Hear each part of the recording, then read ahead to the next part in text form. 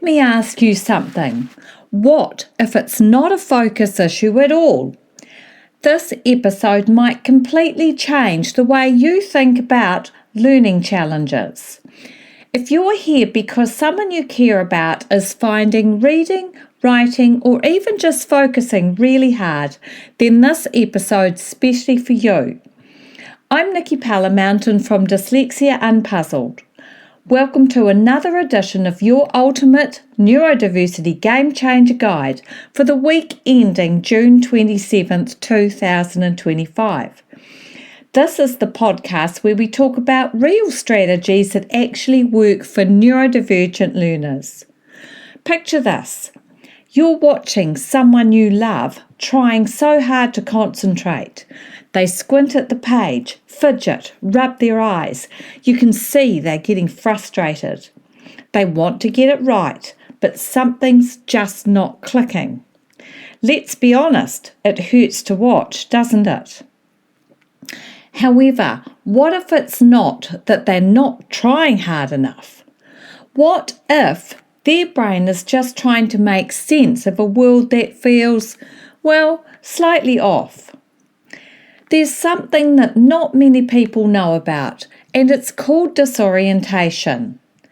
It's what happens when the brain gets overloaded or confused, when what we see and hear doesn't quite match up. And here's the thing, disorientation isn't a fault. It's not a glitch. It's actually a normal brain response. But for some people, especially those with dyslexia or who are neurodiverse, disorientation happens a lot. When it does, even simple things like reading, listening, remembering instructions, or just sitting still can feel impossible. This is often the real reason why after school or homework reading becomes a battle, while writing is a struggle, or why someone who's clearly bright starts doubting their own ability. Here's the good part, however. Once you understand what's going on, everything starts to make more sense. From there, you can start to support things in a much more effective way. I know this because I've lived it. For a long time, I thought I was a bit slow or just not quite keeping up. I honestly thought that something was wrong with me.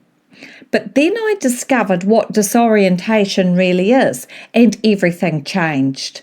I've created a short video that walks you through exactly what it feels like to live in a state of disorientation, and, more importantly, how I found my way out of it.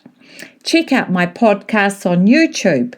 It's called Revealing the Secret to Overcome Mental Confusion. Just search my YouTube channel. In the video, I share a bit more about my story, what disorientation felt like for me, how it affected my learning, and the moment things finally started to shift. What a revelation!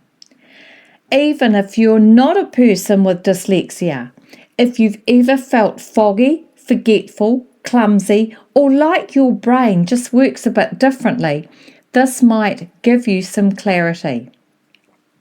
The Davis tools helped me find my focus again. They gave me a way to anchor myself, and honestly, it changed my life. If you want to check out what those tools are, I highly recommend you read The Gift of Dyslexia by Ronald Davis. Right now, I'm putting together a new tutorial strategies with practical strategies that you can actually use whether you're supporting a child, a partner, or looking to understand your own learning style better.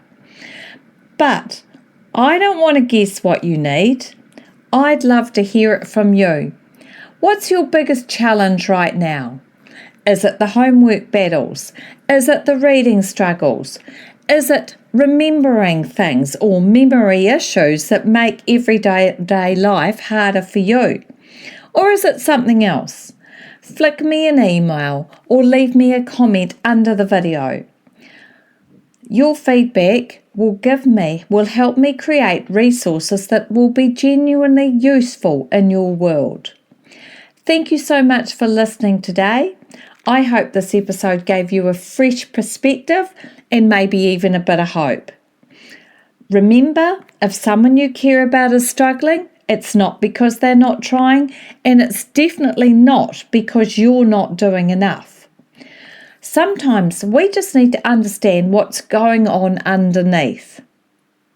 And till next time, go well and be kind to yourself.